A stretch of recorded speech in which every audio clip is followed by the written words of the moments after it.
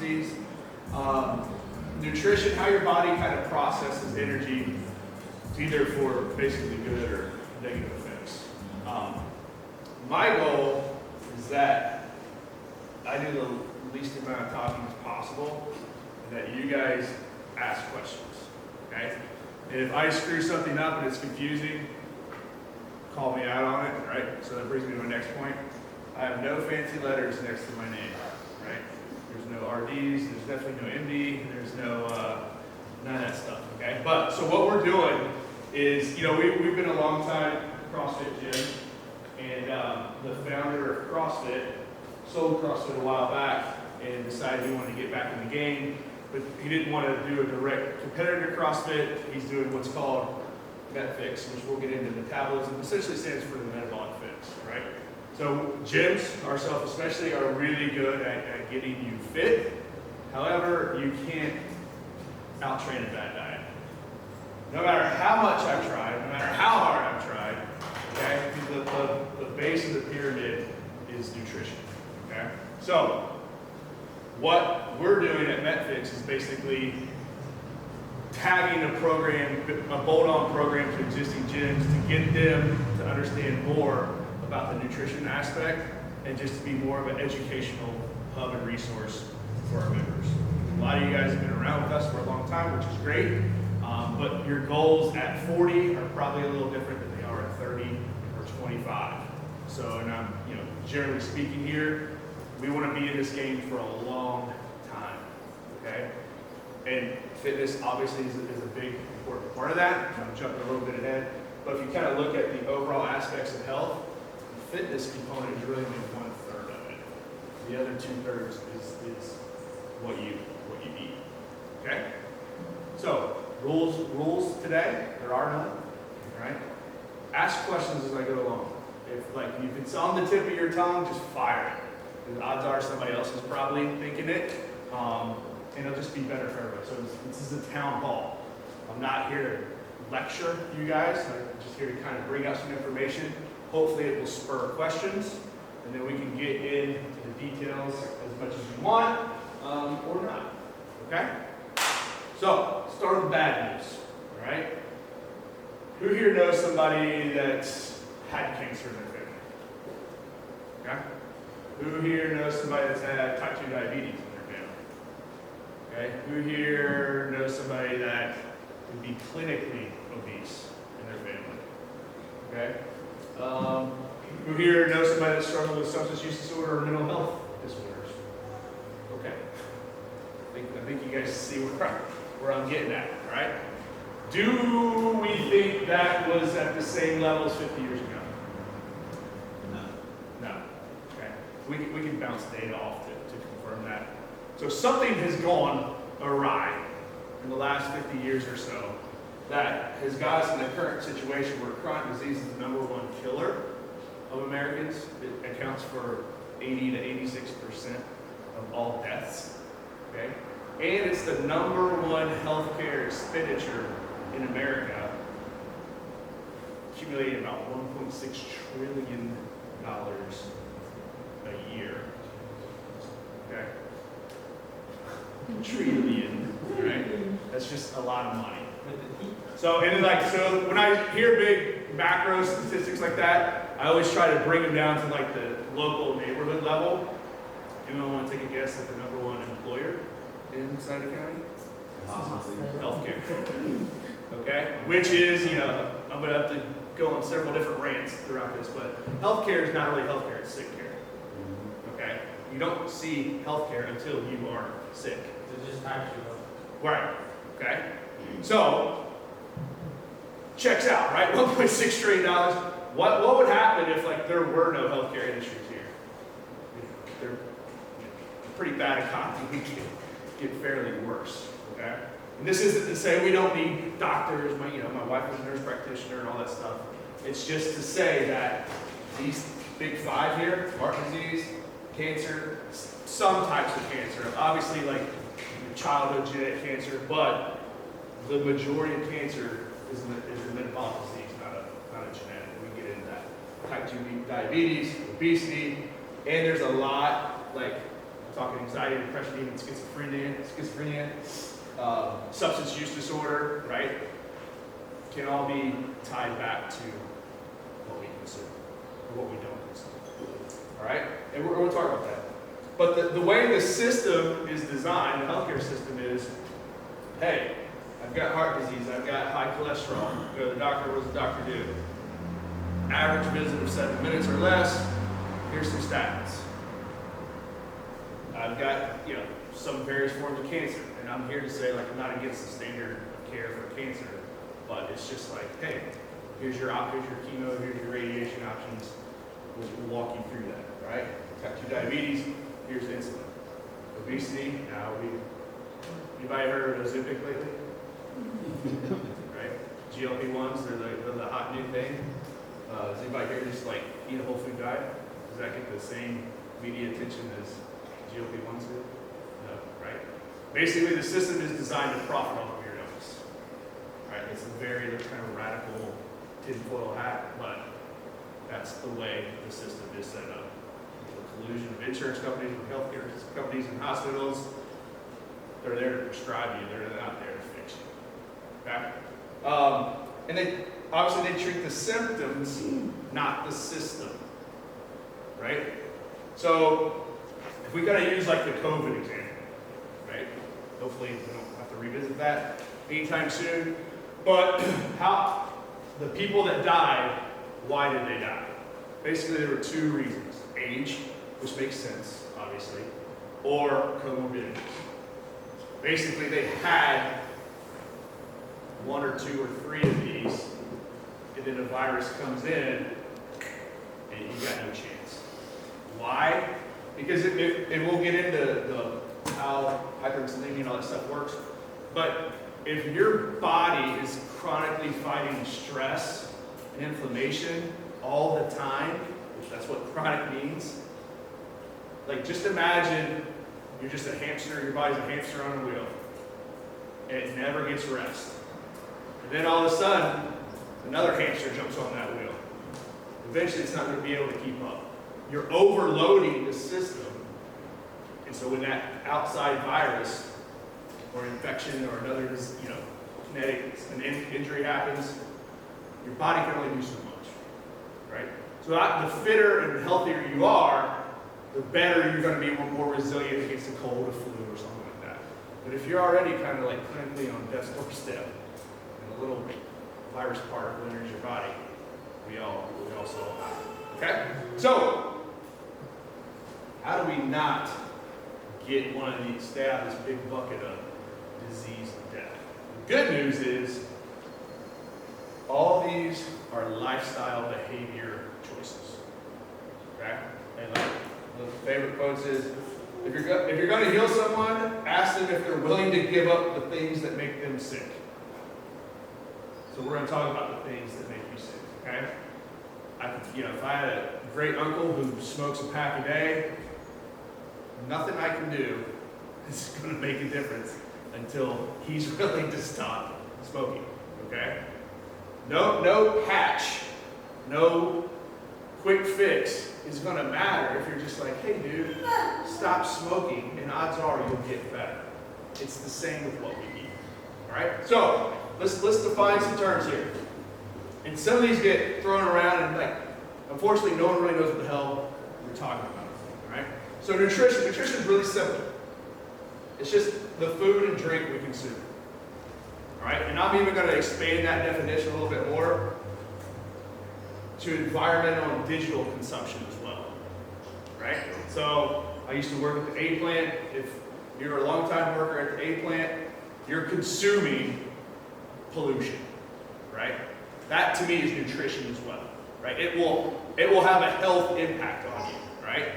This is a little bit more wonky, but what you're staring at 6 to 7 hours a day is going to impact your health.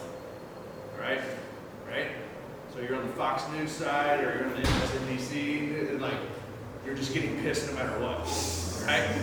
So what we consume, what we're talking about today is like food or drink, okay? Any type of food or drink. But keep in mind too, if you live next to a pollution factory, you're consuming that as well, right? So food and drink, environmental, digital. All right, metabolism. Like this gets like, oh, I've always had a slow metabolism my whole life. Or like, they've got a fast metabolism, right? Well, what does that mean, right? All it is the biochemical reaction in our body's cells.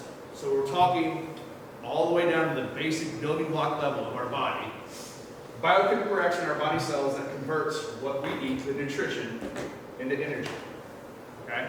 So like a little, I'm not gonna go to 9th grade biology because I failed that class, but on the cell level, right? Everybody knows the nucleus, but everybody remember the term, the mitochondria? Ah, there we go. Yes, right? It's Kentucky education, right? Yeah, perfect, right? Powerhouse of the cell. Well, what the hell does that mean? What does the powerhouse of the cell mean? Basically, it means where this biochemical reaction is taking place, right? So, if we want to fix our metabolism, we're talking about mitochondrial health, right? I'm not going to draw all the stuff on here, but like just think about it at that level. Is what I am consuming helping or hurting the mitochondria at the cellular level? It helps, to me, it helps to break it down that way. Like, instead of this big overall system, it's just like, are my cells healthy or not? And guess what? If your cells aren't healthy, what's going to happen? Disease. It's really that simple. Okay? So, that's nutrition, that's metabolism, health. Okay. Health is, we're breaking down health into 3 categories. We need to have metabolic flexibility to go back and forth between the 2 energy sources, all right? And the 2 energy sources are simply that your body converts from food is carbs and fat, right? If your body is primarily running off of glucose and carbohydrates, right, it never has a chance to burn fat for fuel. Right? It's going to be a key thing as we go through this, right? But those are the main 2 sources are carbs and fats, right? So we want you to have a healthy person has a healthy metabolic flexibility to be able to go back and forth, right? And in terms of on the fitness energy expenditure side, a 100-meter sprint, that's all I'm burning carbs for that. I'm using it's in the glycolytic pathway, blah, blah, blah, blah. I'm chewing up the glycogen stores for that. Okay, we want to be able to use carbs. If I'm on a 60 to 90-minute walk, that's in the oxidative pathway where I'm primarily using fat. Okay, so I want my body to be able to dip in back and forth. That's what metabolic flexibility is, right? And I think the textbook definition of health is absence of disease, right? We're going to say like absence of chronic disease because you can't do anything if you got a genetic disease or a viral disease, right? So absence of chronic disease. So, but the third one here is we want you to have a functional work capacity across your lifetime. That's where the fitness stuff comes into, right? So you need to have some sort of movement protocol if you want to have a functional work capacity across your lifetime. Right? And all that means is you need to be general physical preparedness. You need to be able to do anything, anytime, anywhere. I'm not saying you need to be really good at it, but I should be able to drag a 180-pound person out of a building if I needed to, and then do a 5-mile run if I needed to. So, right. Am I going to drag that person really fast? No. Right? Am I going to run an Olympic record 5-mile time? No. But I want to have the ability to do all of those things. Right? And that's why we train the way we do here. But here's the bad part. Of these 3 things, fitness only controls one of them. All right?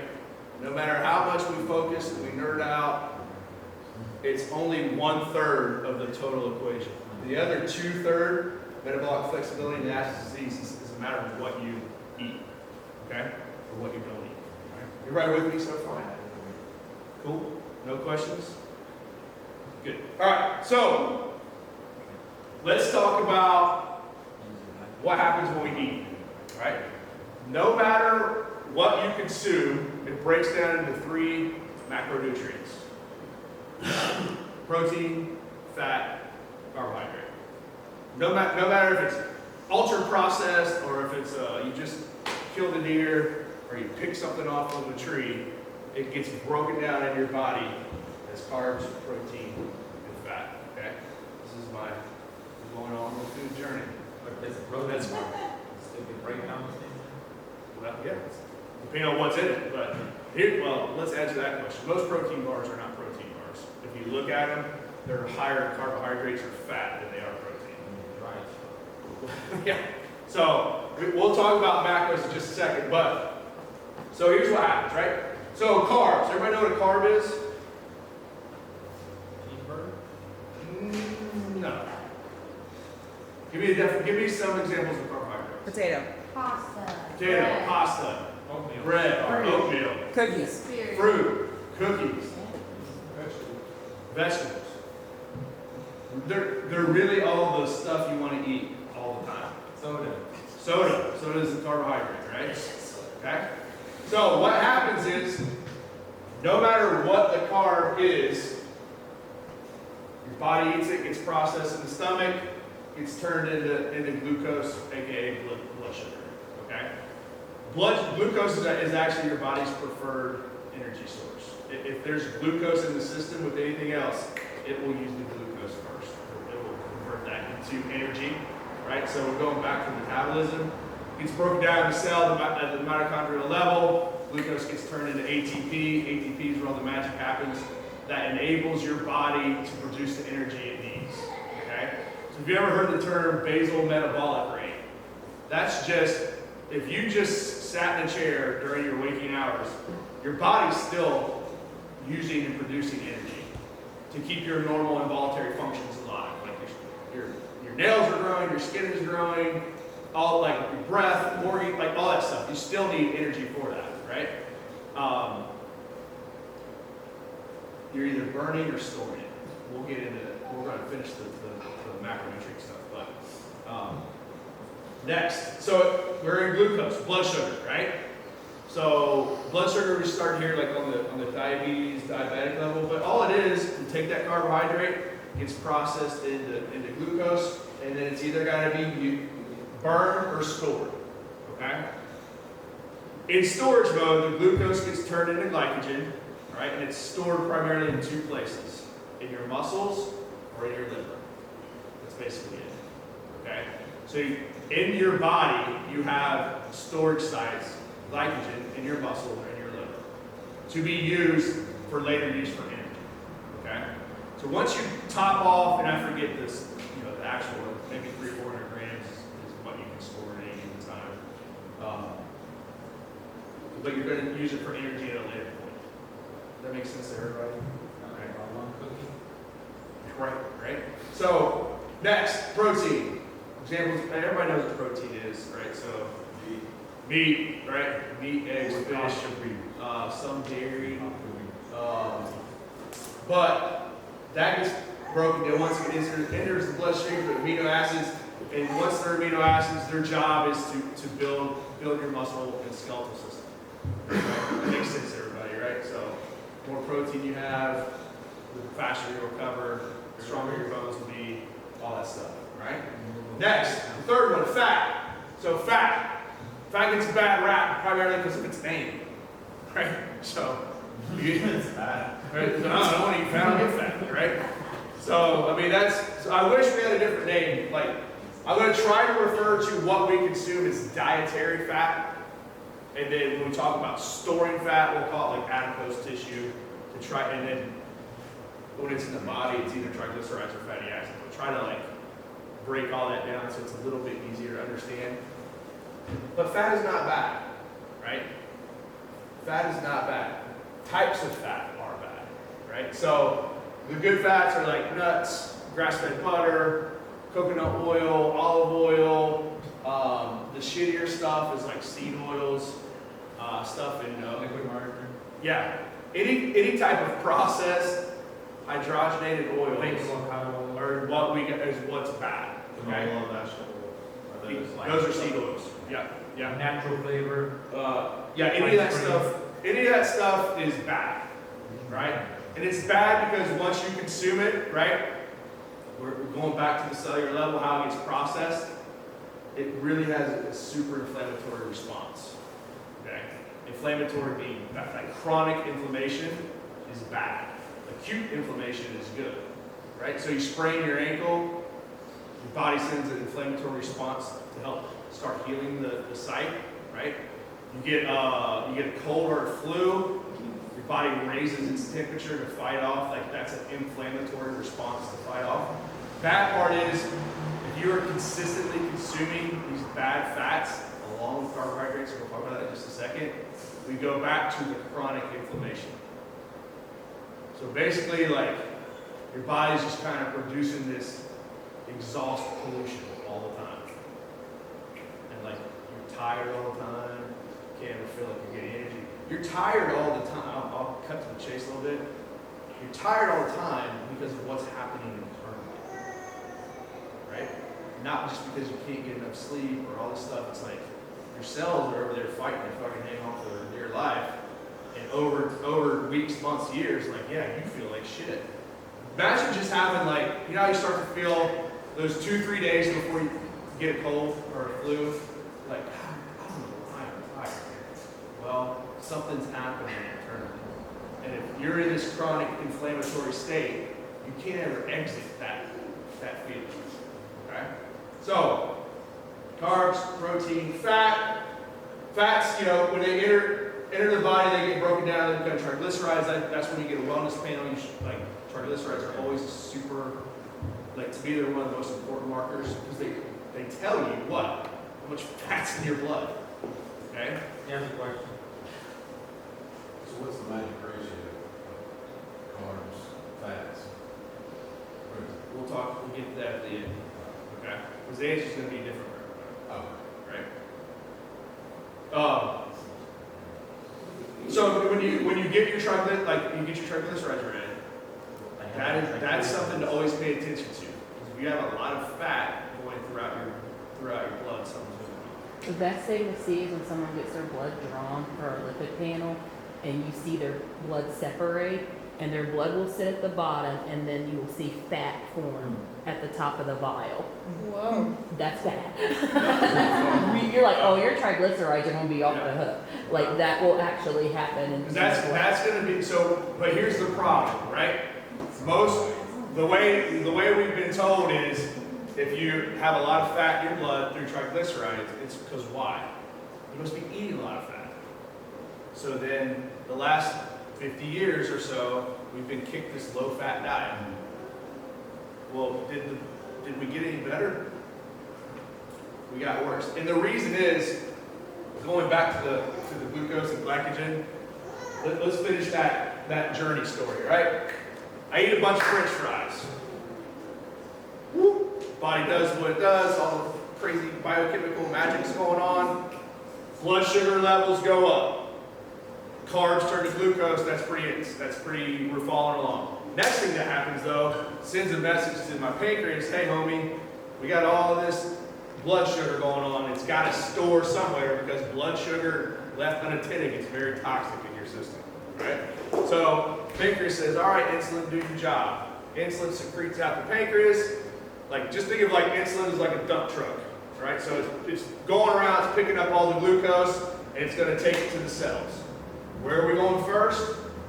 80% of it's going to be stored in our muscles. That's why more muscles equals more better, right? So the more muscle mass you have, the more muscle tissue you have, the more glycogen you can store, right?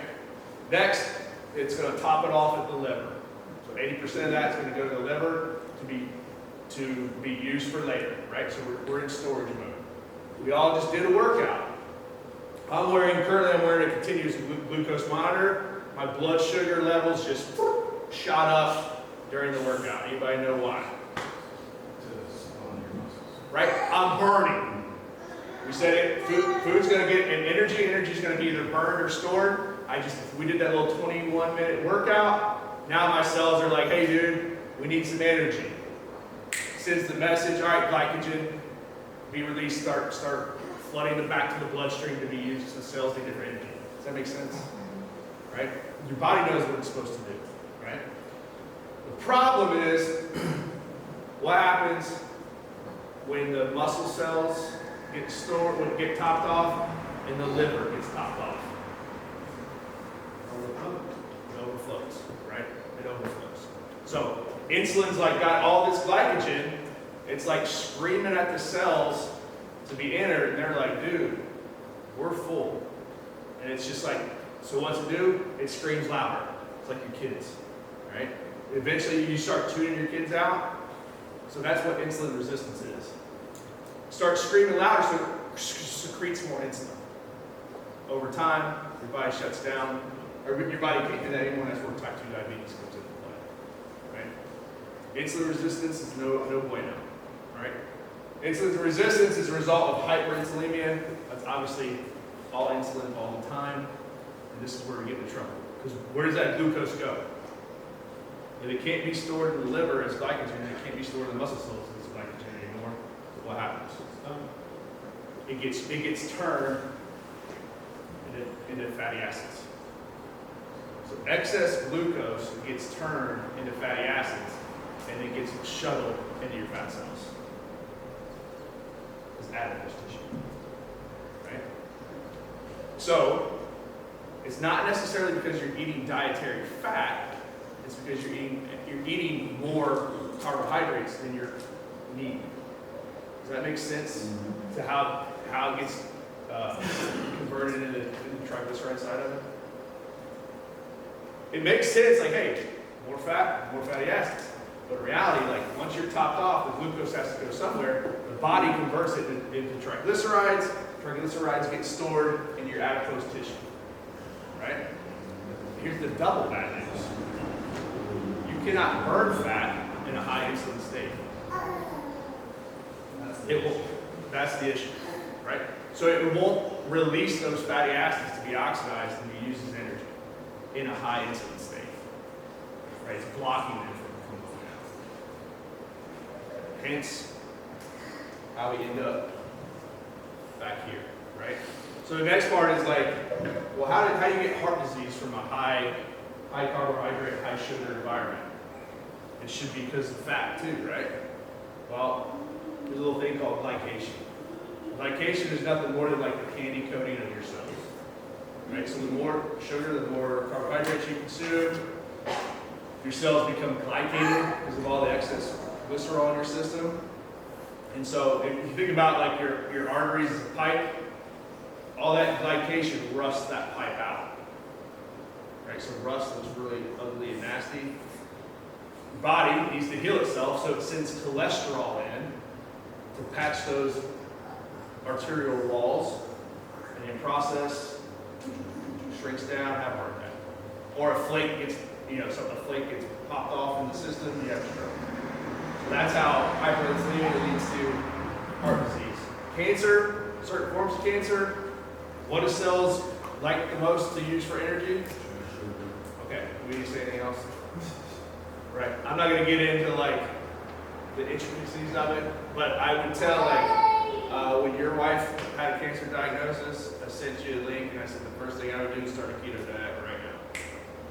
Okay, keto diet is just basically zero carb, high fat, zero carb, because you'll take away the key source of energy for that cancer cell to survive and grow, right? Obesity, we just explained that. Right? So it's an energy problem. Those fat cells grow and grow and grow because that triglycerides need to go somewhere. And they can't be released. So we get stuck in this vortex, right? The other problem is when high insulin goes up, and then when and if it finally comes back down, you get hungry again. Blood sugar drops, sends the signal, sends a hunger signal, time to eat again. What do you want to eat again? You want to have the same French fries again? And so now we're like stuck into this hyper high carbohydrate environment that we never get out of. Right? So that's like a real dumbed down redneck version of how this leads to all of that. Okay, right? Have my breakfast cupcake, that's about 65 grams of carbs, aka sugar. Then I have my low fat cappuccino, another 40 grams of carbs in that. On my way to work, and I go and I sit down for 4 hours at my desk, then I'm gonna go have my healthy bagel turkey sandwich with low-fat chips. The chips gotta be low-fat to make them healthy, right? Then I sit down for another 4 hours, and I come home for dinner, and I'm gonna have my healthy dinner of like whole grain pasta, and maybe I'll have some ground turkey with it, okay? So I'm like, and then I'm might sneak in a snack or two during that 4-hour thing because I got hungry again. And there was, you see where I'm going? We get into trouble when we have the carbs and the fat together. This isn't like a anti-carb thing. It's just like carbs and fat. You know where carbs and fat in high amounts are found in nature? In nature, there is no food that is high in both carbohydrate and fat, except for milk. Right? Look at a steak, it's high in protein and fat, but no carbs. Fruit is basically just kind of high in carbs, no fat, no protein. So, going back to like tinfoil hat, the food manufacturers know the thing that you will be addicted to the most is that combination of carbs and fat together, right? If we go look at those Reese's eggs, I think it's probably a higher carb than fat, but I'm not for sure. But they're both super high. That's why the Big Mac's got a special sauce on it. Big Mac's got a special sauce on it, right? But so this is the physiological response. Sugar. All right, let's just make a wild statement here. Diabetes is nothing more than being addicted to sugar. Right? If you're going to heal someone, ask them if they're willing to give up what makes them sick. I don't know, I'm not giving up my this and my that. And I'm like, okay, dude, well, then we know the problem. You're not willing to give up cigarettes either. Don't talk about how you're not willing to give up Reese's Cups. Right? Because it has a neurological, psychological effect. That sugar hits the dopamine in your brain, which is the same neurotransmitter receptor site as heroin, alcohol, everything else. And so now we're going to kind of get double screwed. Not only is it a negative physiological response, but your brain gets it. And then, society, like, how do we reward our kids?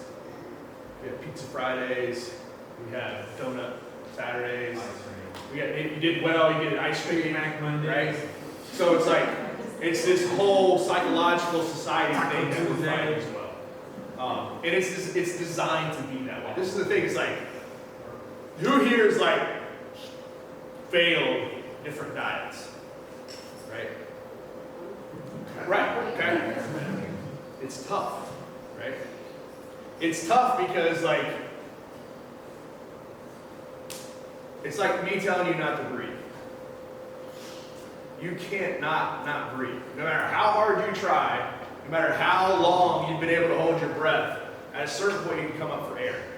I personally, I cannot have junk food in the house. I'd like to think of myself as a pretty disciplined individual, blah, blah, blah. If there's cookies, cakes, or anything in the house, I will eat it that day. Not a little piece today. Like, that box ain't lasting me 2 weeks. It will be consumed. Neurologically and psychologically, that's how it is, right? Evolutionary wise, like you were designed, like you only could eat what you killed or picked. And if that's how we're supposed to be. How do we go from that to this? Well, modern food system, right? And also going back to like these bad examples of fats, they're also very cheap. So if you look at these seed oils and hydrogenated oils, they were only created to preserve food longer. That didn't exist 50 years ago. And you put olive oil in that category. Not high. I put olive oil in the good fats. Okay. Yeah. So like all these man-made yes. So speaking, can I just bring Yes. up the milk Yeah. thing? Like, I grew up on milk. Sure. Right? That's all we were allowed in the house. Milk, water, maybe a juice sometimes. But I still drink a lot of milk until recently. I just switched to soy milk. Because of, I did that blood panel, and my cholesterol was slightly elevated, not too far, but I just wanted to be careful, and I started paying attention.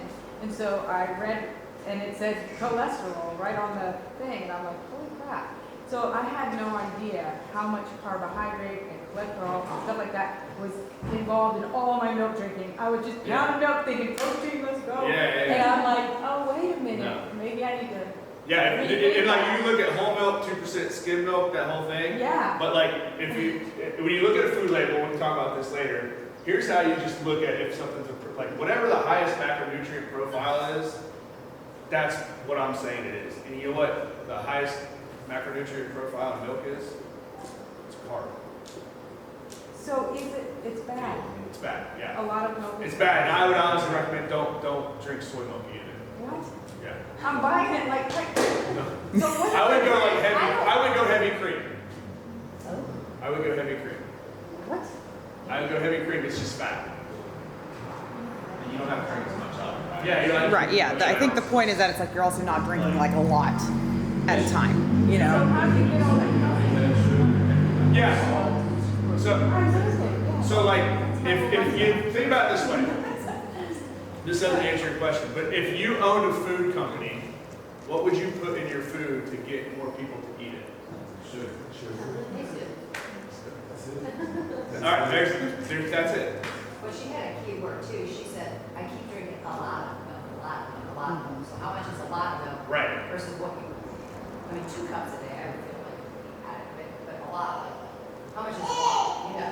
Yeah. Everybody's definition. Yeah, of it's a lot true. would be- Well, it needs to be You quantity. gotta feel like in a guideline too. Yep.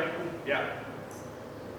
So that's why, right? So the system is designed for you to make you a consumer and for you to eat more of it. It's hard to farmers markets open once a Saturday. You should be able to get whatever you need there. Is like where we're going to get to. but that's Yes, ma'am. also during the warmer months. Right. But grocery stores have the same thing, as long as you stick to the outside of the aisles, right? But when you start going down the middle aisles, that's where it gets sketchy, right? Okay, so what is the fix? So if we kind of look at this spectrum right here, we're talking about food. This is kind of like what we're saying is infinitely processed, the ultra processed stuff. Way over here on the far right is like no process, other than like cooking it. Okay? So give me some examples of food and we'll see kind of where they lie on this spectrum. Beef jerky. Beef jerky. I would say that's probably right about here. It's minimally processed. Now, the question is, what's it processed with? And if you go back and you look at Jack Link's, dude, it's like 30 grams of sugar in that thing. Sodium. And sodium, right? Because it needs to be preserved longer. There's different types of beef jerky, so just look at what's in it, right? Next, So cottage cheese. cottage cheese, right? Cottage cheese would be minimally processed. Like I don't even know how the process of cottage cheese is made. I think it's just cultured, like. Yeah. stuff, and Yeah. it's the top, kind of like butter. So is it better than milk to eat cottage cheese? I think the macronutrient profile is better. Okay. It's got more protein. Because I was Yeah. cutting that out too, just thinking that, Yeah. yeah. What are the words there? I'm just trying to follow. So infinitely processed, ultra processed, zero processed. Well, for your face. About granola. Granola, all right? Granola, what's that? Oats. Carbs. We're not talking carbs yet. We're just talking process. So. There's such a wide spectrum of brands. If you actually look at the back of them, some of them are fair, if you got the French with your yogurt or whatever. Yeah. And then there's others that are like way elevated in sugar and like probably shouldn't drink them all. So it's. I would look at to answer that question is take the bag, look at the back, and if the ingredient list is that long, it's going to be further down the scale. Pasta, right? So pasta would be, well, that's how many processes does it take to make pasta? You got to get flour. Flour's processed, right? And then you got to process it and get like. So I would say that's probably in the middle. Now, like an edamame noodle is just edamame. Yep. So it's just Yeah. the. So it'd be minimally processed. And it's Okay? very good. So beef, eggs, chicken, right? They're all here. Now, what I will say is like, verify the source. That's the whole like farm and table movement. Because some of these chickens coming out of chicken farms, that to me, it's kind of processed too. Chickens Yeah. have more muscle than Right. us. So look at well, so let's talk about it that way. So the chicken itself is being processed prior to it being it's being shot with antibiotics and steroids and growth hormone and I'm all still of trying that. to learn where they get the chicken. So, but basically, like the further we are here, so we're looking at like meats, vegetables, fruits, seeds, nuts. The better off you're going to be for your health. Does that make sense? See, Right? More processed is going to get you in this category. Why? Because more processed equals carbohydrate and fat connection. Right? Then you're going to get in the storage problem, and you're never going to get out of it. Right? So it's the same thing on the fitness side. So if we're calling this work capacity, zero work capacity, and we're calling this like infinite work capacity, we want to be down here. So like walking. Walking is a form of exercise. It's great, right? But as far as like developing actual work capacity, it's going to be down here, right? what if you work in an environment where you do like 100,000 steps a day? That's still, you're going to be really good at walking. Not much else. But walking is better than what? Nothing.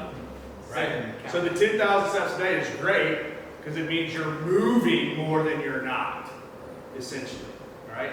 So when we go back to this burn or store issue, the best time to take a walk is when? Afternoon. Right?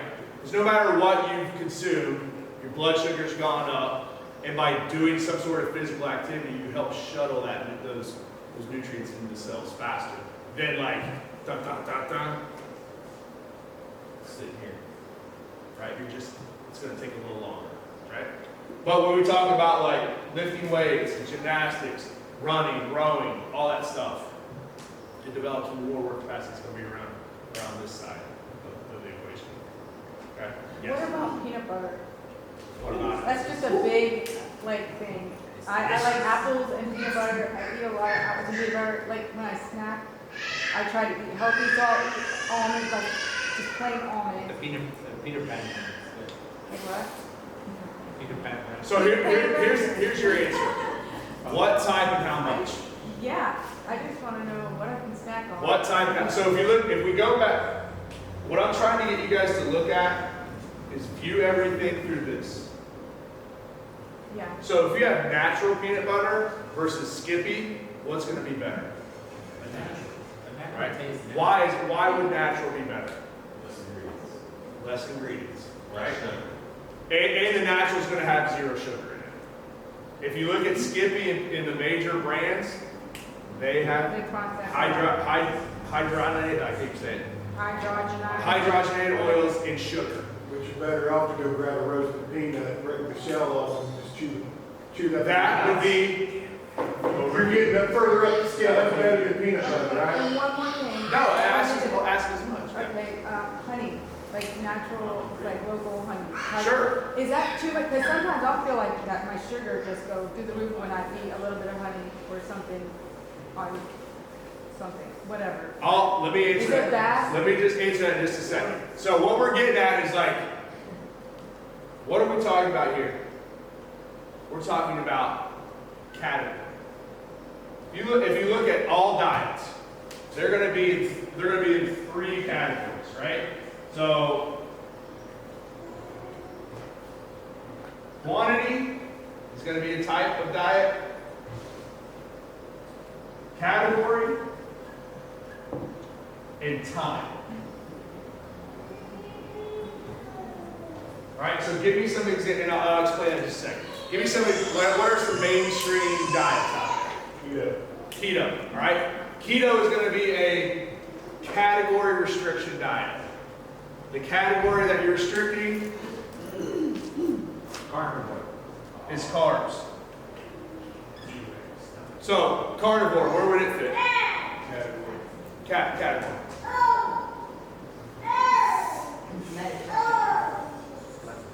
Category. Category how? So basically Mediterranean is, I'm not too familiar with Mediterranean, but like it limits certain types of food. But the variety is more compared to keto and Right, but it's not allowing for sugar and sweets. okay. So it's categorically limiting certain things. Weight Watchers, great, good quantity. Right? Calories in, calories out. Jenny Frank. 75 hard. 75 hard. What do they say? What's their diet recommendation? Well, I'm just thinking, I think it's whole foods, but the time is 75 days, and that's No, so whole foods would be category. Fasting, Yeah. intermittent Fasting would be time. So I have. Does that start with a 16-hour window? What's the limit? All right. So let's talk. Let's talk about that. Okay. So Weight Watchers is like a point system or something, and it's based upon how much you're eating, right? So every diet fits into one of these three buckets. But the overall theme is don't eat shit. There is no junk food diet, right? And we can get into like, diet becomes religion for some people, but at the end of the day, it's like, hey man, let's look at what we're agreeing on. It's like, there's the do vegan diets work for some people? Yes, absolutely. As much as I don't agree with it or whatever, like it, they do work for people who stick to it. Why? It's a category restriction diet, is what it comes down to. I think your quality of life kind of sucks, but like, it's a category restriction. Are you allowed to eat the sugar and junk food shit we're talking about on a vegan diet? No. It's eliminating that deadly connection of sugar and the bad oils. That's how vegan works for people. Now, I would argue now, if you're going to tell me vegan is the way, then explain to me how carnivore works. Because carnivore definitely works for people. It kind of works in the opposite. Spending the wrong Right? So it takes away everything that vegans are allowed and says you can only eat meat. But what's similar? From a mental health perspective, going into the emotion. Well, what I'm saying is, like, as far as the category restriction, it's that deadly connection of sugar and bad oils that they're both eliminating. Okay? So I would say, like, tell me what to eat.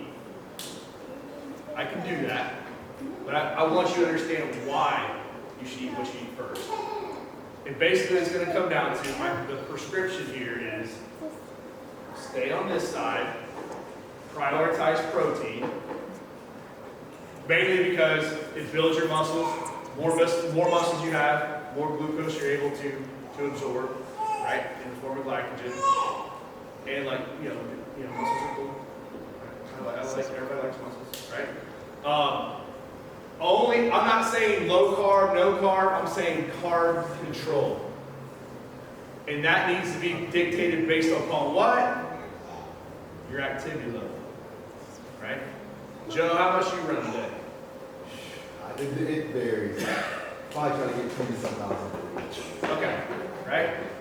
He's probably going to be able to eat more carbs than I do. Right? His activity level on a time basis is higher than I am. He's going to be able to get away with that because when his blood sugar goes up, he's probably running and it's being shuttled all the time. Okay? It's an energy demand problem. I don't like if you are an office worker or a remote worker at home and you're not doing anything, 200 to 300 grams of carbs a day, why do you need that? Okay? Now, if you're going to have those carbohydrates, where should they come from? Fruits. fruits, veggies, and like we can even get into like the glycemic index, right? We want to eat carbohydrates that are low in a sugar, blood sugar response, right? No sugar, no sugar, right? So instead of that breakfast cupcake and that low-fat latte, right? You should have an omelet and fruit. What if your coffee's made with good sugar? There is no good sugar. I've been making No. Why is there no good sugar? After what you just learned, why is there no good sugar? Because of the process of it. Because it all gets processed the same. Now, it might get processed a little differently, but it all gets turned into glucose. What were you going to say? Nothing. Sorry. Yes? What about rice and oatmeal? So, rice and oatmeal is what? Carbs. It's carbohydrate. It's better than some. If you're gonna have oatmeal, do like the steel cut, right? And when you look at those things, look at the food labels. First thing is look at the macronutrient breakdown. Then look at the ingredients. Like oatmeal, if you buy or whatever the Quaker do, right? If you look at Quaker oatmeal, the ingredients are that long. If it's oatmeal, it should be oatmeal, right? It should be steel cut oats, is what the ingredients should be. Okay? So If it's natural, just like it's just rice, you're good, right? you're better than most. Okay? So the reason I'm not saying no carb, I'm just saying if you're gonna have those carbohydrates, look at fruits, veggies first as your main source of carbohydrates, and then minimally processed from there. Rice would be an example of that. Okay? But we, like jasmine rice is good, not right now. Thank you. But the next question is how much? Right? That should always be the question is how much? And it's gonna be based upon activity level. Activity level, right? And so we can individualize that to a degree. We already talked about Joe runs a lot. He can get away with more than most. And you can individualize it to the day. On a rest day where you're not doing anything, should you have the same amount of carbohydrates on the days that you're active? No. Because your activity level does not dictate that energy demand that you need. Okay? So that, as far as myself, I find, let's say, I eat 80% of my diet is protein, and the last 20% is carbohydrate. I feel pretty good about that. Well, let's say it's 80% protein and about 10% fats, 10% carbs. Yeah. But for me, I'm a caregiver for my son. Yep. So unless I'm here, the rest of the time, by being honest, I'm probably about the same as an officer. That's pretty normal. So I mean, I shouldn't be, like you said, Joe, I shouldn't be eating the same amount of carbs he's eating. No. Right. No, you shouldn't. Okay. Okay?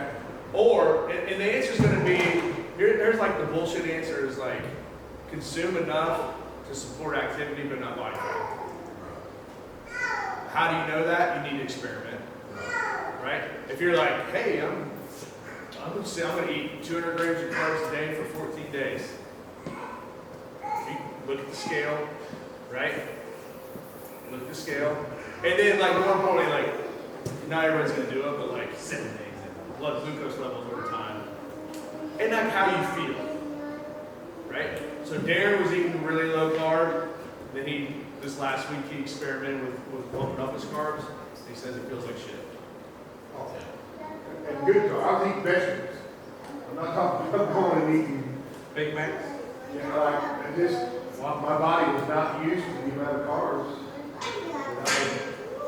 that I've been eating. So, recommendation-wise, eat when you're hungry, number one. Always have some sort of combination. at every meal. No, I mean, look, I just went to a brewery last night. I love beer, right? But I also know what beer does. Beer, alcohol is A, it's poison. 2, it's carbohydrate. It gets processed to sugar. So on the day, this is textbook answers: don't drink it. Right. The cheating guide is on the days that you know you're gonna have your beer or wine, limit your carbohydrate intake lower on that day because you're going to. It's like saying, should I drink soda? No. Should I drink cigarettes? Should I smoke cigarettes? No. It's like just no. You're not helping, right? But if it's not an issue for you, you can do it socially. And you can get right back on the track. Here's the other thing about alcohol that no one really talks about is like, if you can have the 2 beers or whatever, that's great. But typically, what is having 2 beers on a Friday lead to? 6, 8. DoorDash. Oh, yeah. Get that pizza. Munch. Pizza, wings, nachos. Yeah. Like, very rarely you're like, man, this is You've been having delicious these chicken without breast me, and some nice broccoli and a beer. Like, Sounds it good. doesn't work that way. These things, they fit together, right? Right. They fit together. We're at the hour mark. And I know I didn't get too prescriptive, but let me finish by saying, on those meals, eat when you're hungry. If you look at your plate, prioritize protein, and then finish it out with natural sources of carbohydrates, right? It's really, that's the answer to the test. We are eating to control our insulin. Don't eat more, don't consume more than what the demands of where you're at. And guess what? As you age in different lifestyles and parts of your life, your energy demands go up or down. The problem is, we're all still eating like we're a freshman in college, but we've never evolved our nutritional lifestyle to match with what we're doing, right? That's why, like, we struggle with like getting our kids to eat healthy. Big time, dude, it's crazy, right? It's a thing. It's a thing, right? It is a thing, right? So as you get older, you're saying. But let me finish my statement on the kids part, right? Kids can get away with it. Why? Their activity level. Their activity levels through the roof. Their activity They're level, outside. right? But the problem is, and I'm talking to this is me talking to me, is like, I actually wrote it down. This hurts. This hurts bad. All right, I'm gonna share this with you guys because it hurt. Hopefully it hurts you too.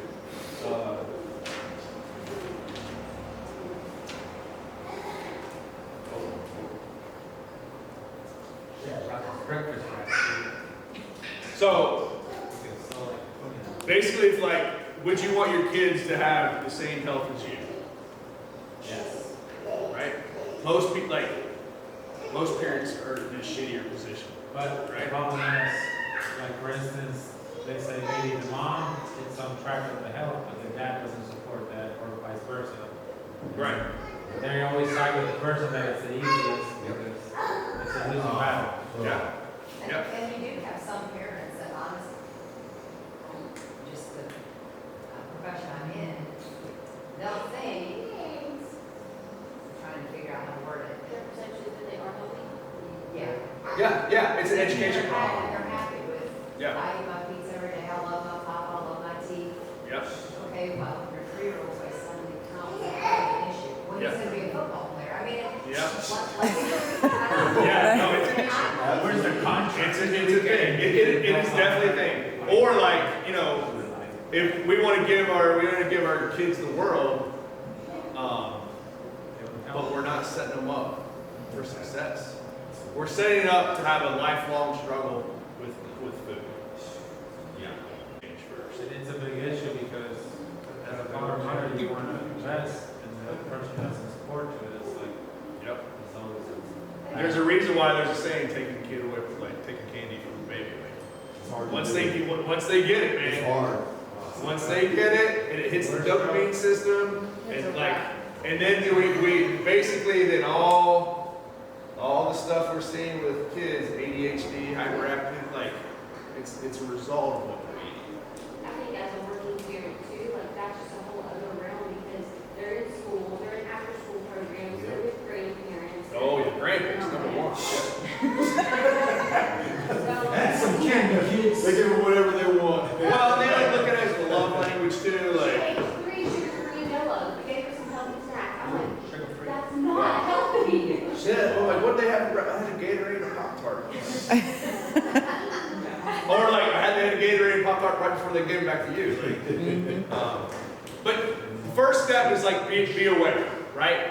Be aware of what this is doing to this and this, okay? And then experiment with being over here.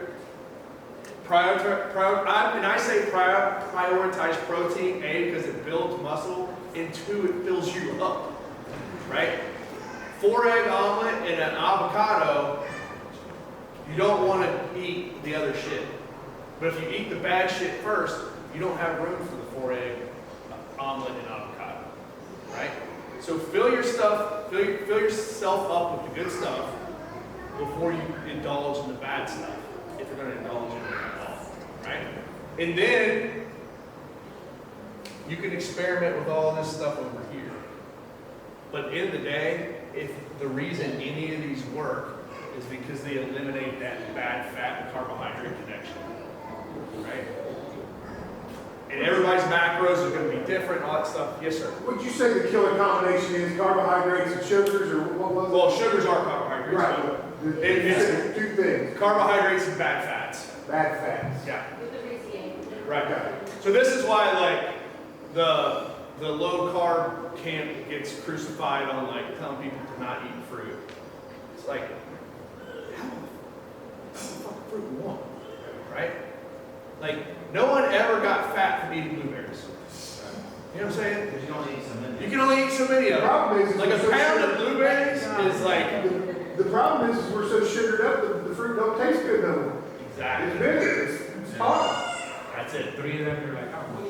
And that's it, right? So it's the combination, like, and that carbohydrate bad fat combination is found in restaurants, fast food restaurants, packaged foods, middle aisles of the grocery stores, Boxes of bags. right? Box, bags, barcodes, don't eat it. Box, bags, barcodes, don't eat it, okay? And then you can start getting really, that's the category elimination. Once you're there, try that out for a month, see how you feel. I bet you you're going to feel significantly better. And then start on like overlaying the category to the quantity. So let me see what eating 200 grams of protein looks like a day by still eliminating that other stuff. Okay. And then once I experiment with that, 200 grams of protein, maybe 100 grams of carbs, then at least let me do the category, let me do the quantity, and then let me do the time too. So I'm pulling on all 3 of those levers, right? So following a carnivore diet, trying to get 200 grams of protein a day, and I'm only eating during a 6-hour window. At all times, you need to be pulling on at least one of these levers. Because if you're not, you're just out there getting after it. Right? You're just out there just sadding it up, right? The more serious you want to get, the more weight you want to lose, the more, like if you get diagnosed with something bad, God forbid, you need to be doing all 3 of these, some version of all 3 of those, right? You're gonna wish them. Yeah. So, I'll say this again. If you're going to heal someone, ask yourself Ask yourself. if you're willing to give up the things that make you sick. And that was this dude who also is in charge of the Hippocratic Oath. Right? So, I would say, and I'll close it out, like we got that pyramid. Everybody knows nutrition is down here. You got like gymnastics, metabolic conditioning, weightlifting up here as like the theoretical template for an athlete. I say the real base